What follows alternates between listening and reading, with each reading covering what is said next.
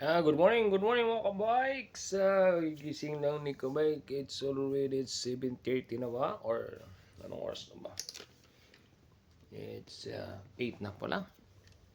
8:10 mga kabikes. So, kababangon lang natin. Tiyagaan natin. Katabing ko yung mga giveaways namin. Yan, mga nakabox pa. Tapos yun. Ipapak namin yan next week. Okay, mga kabikes, and good morning po sa inyo lahat. Happy Blessed Saturday sa inyo lahat. Kumusta ang araw nyo? At mabiyayang araw na naman tayo na bigyan ni Papa God sa inyong lahat. Okay? Take a rest at pahinga tayo. Yun nga, si kabikes hindi nakauwi kagabi dahil nakaramdam tayo ng pagod. So, sabi ko nga sa inyo, 1 week tayo nakapapadyak na naman. Talagang minsan ini-street natin yung awake for the biking. Pagpasok, pag-uwi. So, yun.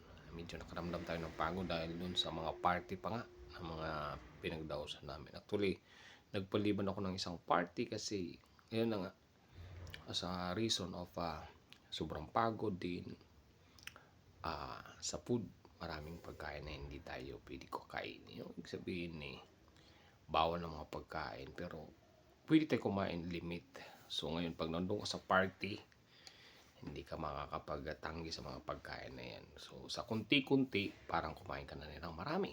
But, ayun nga. So, kailangan natin pagpaliban muna yun. Kasi marami tayong party na dadausan na naman mga kabikes. Okay? Good morning sa inyong lahat dyan and happy blessed Saturday. Enjoy the day and take a rest mga kabikes. Bye-bye and God bless po sa inyong lahat. Papuri at papasalamat sa ating Panginoon. Okay, bye-bye. Thank you.